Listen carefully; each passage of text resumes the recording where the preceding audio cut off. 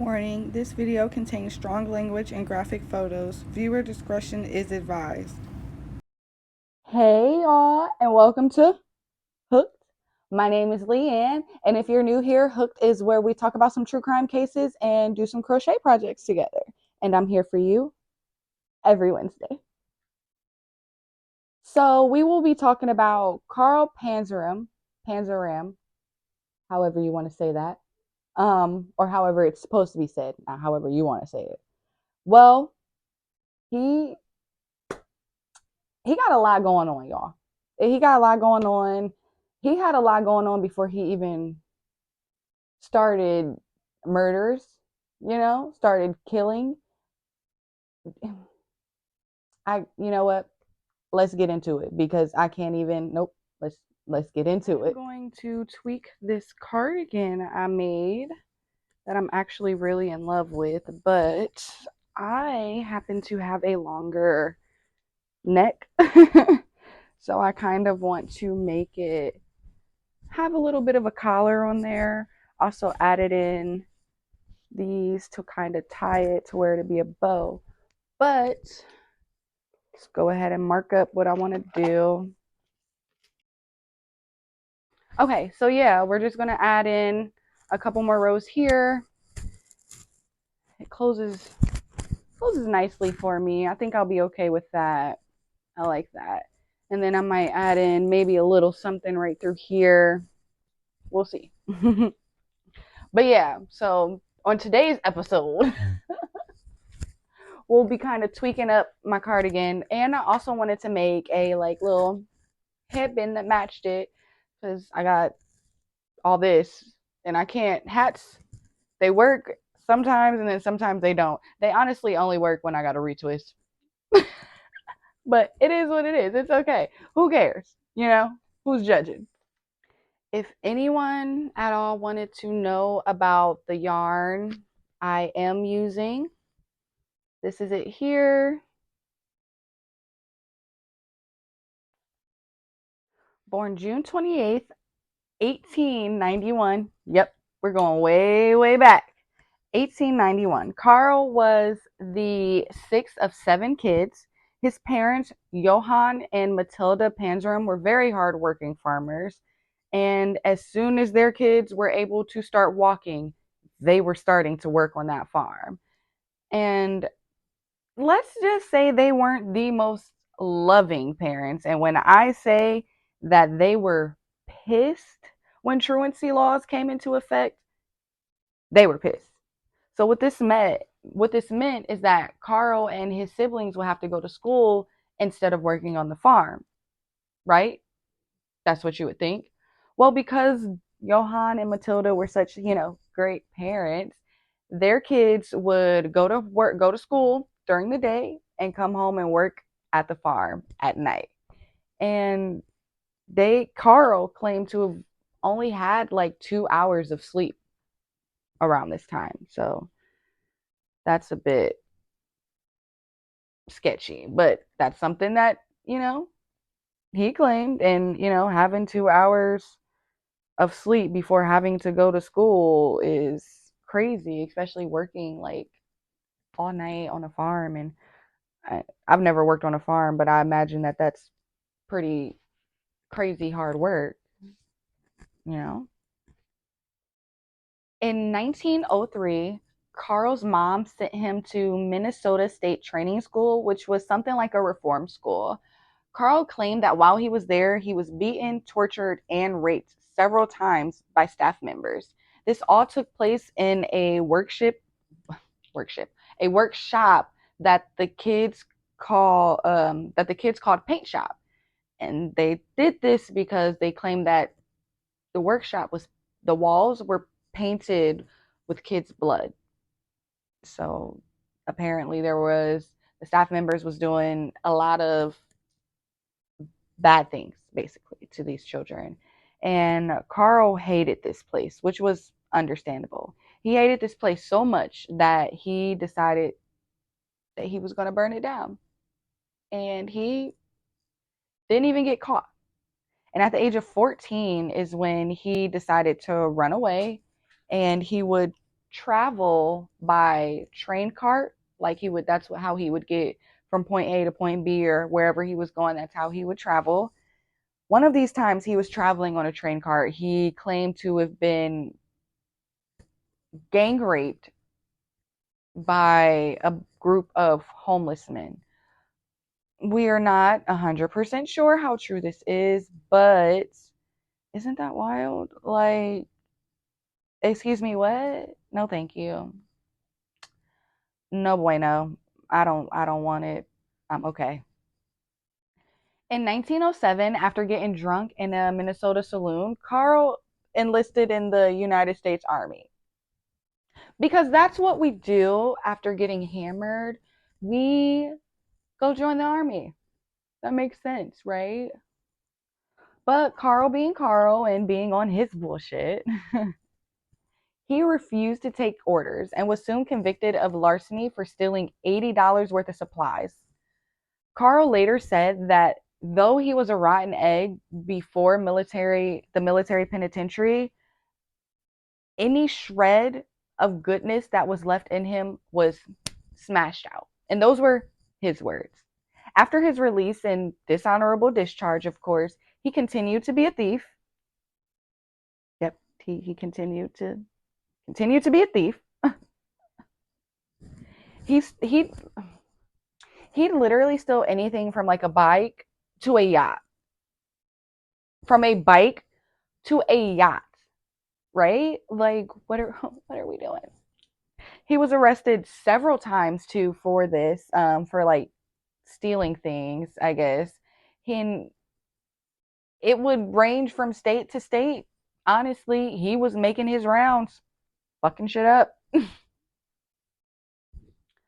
So, like I said, he was in and out of prison from state to state for being a thief, for stealing. And while he was imprisoned, Carl would frequently attack guards and refuse to follow their orders, which made him a target for guards. They would beat him and do like other things that were really bad for being in a prison, I guess. I'm not 100% sure. In Carl's autobiography, yes, this man has an autobiography. I'm just a rageful person, whatever. I honestly, I don't know what this guy's problem is, but he was a pretty big guy. He was very strong. You know, he started doing labor since he could walk, and so that really did help him overpower like his later victims.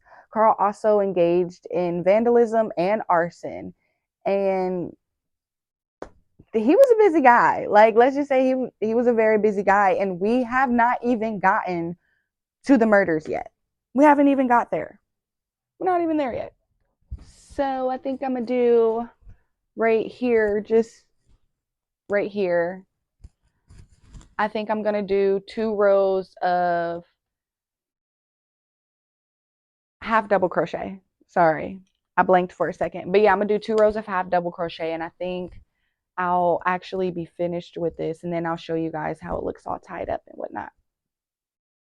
One of the few times that Carl wasn't out being a menace to society, he had a job as a strikebreaker with union employees. He also once tried to sign into a army transport vessel as a ship steward, but was discharged when he reported to work drunk. Again, so let's get into this. We already had the situation with him being previously in the army and the dishonorable discharge and all of that. How was he able to get on this vessel transport thing? How was that even able to happen? Like, somebody wasn't doing some research. In 1913, Carl was going by the name Jack Allen and was arrested in Oregon for highway robbery, assault, and sodomy. He broke out 2 months later and was arrested again in Idaho. Of course, this man escaped again, but Carl was always in some type of criminal behavior, so he was literally like in and out of jail. He was arrested in Montana and sentenced to 1 year in prison for burglary. And it was at this point, he's like a professional at breaking out of jail. You guys should like kind of keep an eye on him, make sure he's not going anywhere. From April of 1913 to May of 1918, this man was literally in and out of jail. Kept escaping, kept getting arrested, kept escaping, kept getting arrested, and he had plenty of different aliases. Like he'd be Carl, then he'd be Jack, then he'd be Fred. He'd had literally so many aliases. Like I wouldn't even be able to keep up with that many different, like I don't know. Just me personally, I wouldn't even be able to keep up.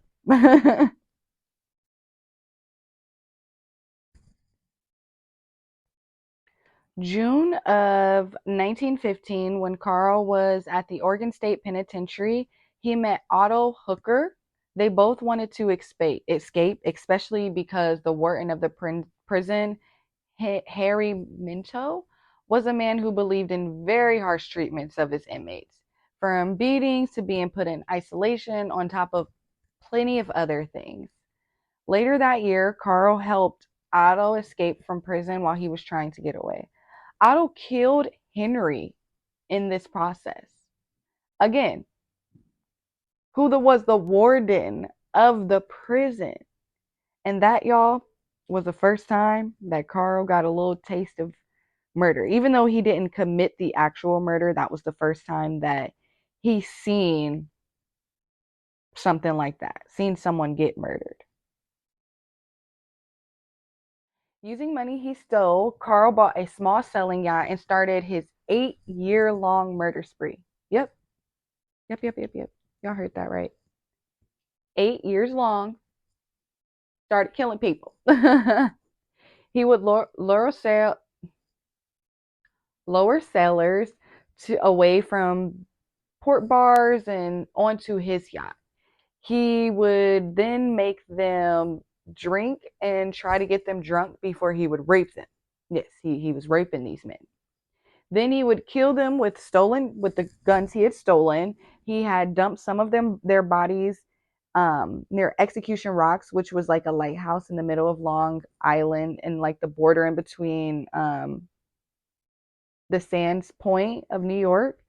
Carl claimed to have killed 10 men in this manner. Sometime in late 1921, Carl decided to find himself. Y'all ready for this? He decided to find himself uh, a virgin girl. Yep, a virgin girl. All right, y'all. I'm back. Work was work was interesting. Work was very interesting. So what we're gonna do now is we're going to start with a chain that kind of comes to about right there. Yeah, about right there, and then we'll start the little headband thing that I want to make.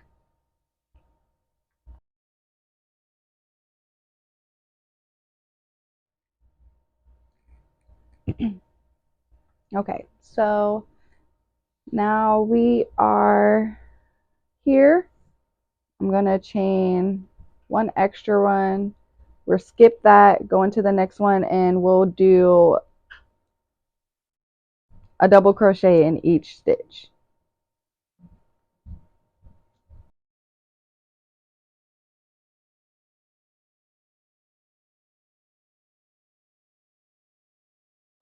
Carl paid an Angola family 80 estruchas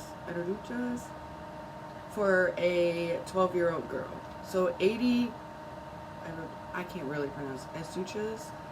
That's basically the Angolan like currency, and in our money it would have been, in US dollar it just would have been $8, you know. Now in today's time that would have been $122.39 for a 12-year-old girl. Why for why are we selling our kids? Why is that a thing that we are doing? And what's even worse is Carl took this little girl back to the shack, raped her, and then took her back to her family demanding his money back, saying that she wasn't a virgin. And y'all want to know what the family did? Y'all want to know? They gave him their 8-year-old daughter to be sure that she was a virgin. And, like, he did the same exact thing. He took her back to his shack, he raped her, and he tried to return her and demanding his money back, saying that she wasn't a virgin. It's like, why are we doing this? What are we doing? Carl was out and about on his bullshit, and he came across a 11 or 12-year-old little boy, Angolian boy. He said his brains were coming out after I left him. He will never be any deader. So yeah, after he raped this little boy, he murdered him.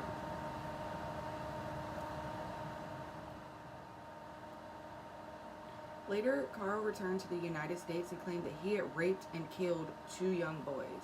Beat one to death with a rock on July 18th, 1922 in Massachusetts, and strangling the other one later that year in New Haven.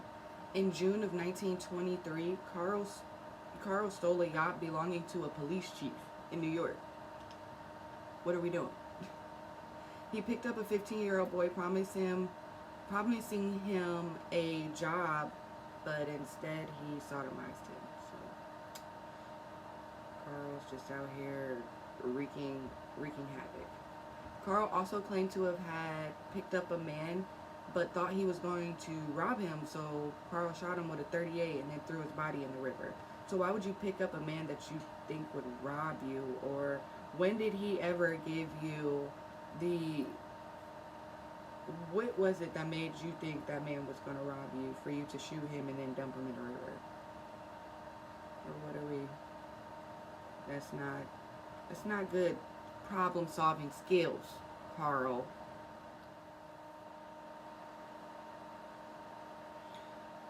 Carl admitted to being wanted in Oregon under the name Jeff Baldwin. While he was in prison, he tried to escape but ended up breaking his ankles and injuring his spine. He was discharged in July of 1928 and claimed to have committed another murder that year, this in that summer in Baltimore. Have y'all noticed he hasn't even gotten arrested for murder yet? It's just for like stealing things, for real. But he hasn't gotten arrested for murders, and yet he's out here murdering young boys. What are we? What are we doing here? August 30th of 1928, Carl was arrested in Baltimore for the Washington, D.C. burglary of a home that belonged to a dentist on August 30th. Or sorry, August 20th. While being interrogated, Carl confessed to about 5 murders. He was sentenced to 25 years to life, and when Carl got to the prison, he told the warden that he'd kill the first man that bothers him. Despite the warning Carl gave to the prison bully Robert Warnke started antagonizing Carl. And on June 20th, 1929, Carl beat him to death with an iron bar. And he was convicted and sentenced to death. Now, everyone knows there are people that don't agree with the death penalty, and so those people were kind of trying to stick up for him and trying to appeal, but he he refused to appeal any of his sentences. He later wrote that the only thing Shurkind will get from me for your efforts on my behalf is that I wish you all had one neck and that my hands were on it. Dang, Carl, you just trying to help. While on death row, Carl was befriended by an officer named Henry Philip Lesser, who gave him writing materials. Carl wrote detailed summaries of all of his crimes as he waited to be executed. He denied having any remorse for any of the actions he had done. Carl began his journey with: In my lifetime, I've murdered 21 human beings. I have committed thousands of burglaries, robberies, larcenies, and arson. And last but not least, I have committed sodomy on more than 1,000 male human beings. For all of these things, I am not in the least bit sorry. I do not have a conscience, so that does not worry me. Because like what why are we like this? Why are we why are we like this? I don't understand.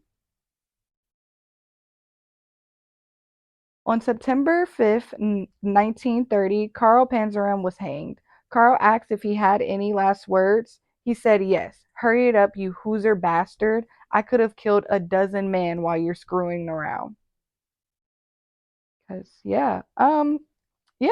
An officer attempted to put the customary black hood over his head, and he spat in the executor's face, like spit, just spat in his face.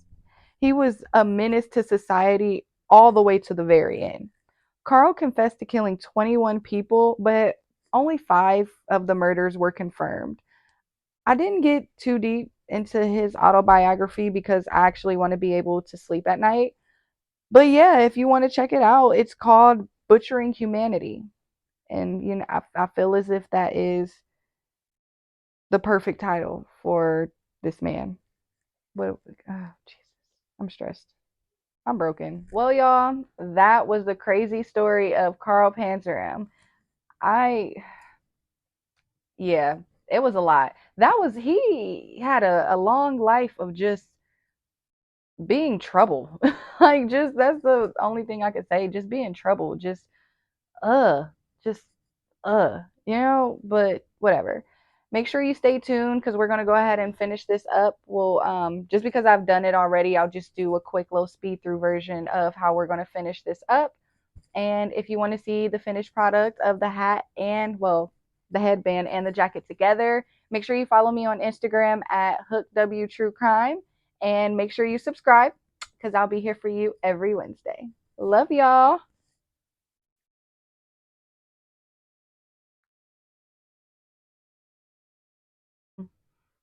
We'll just fold this like hot dog style.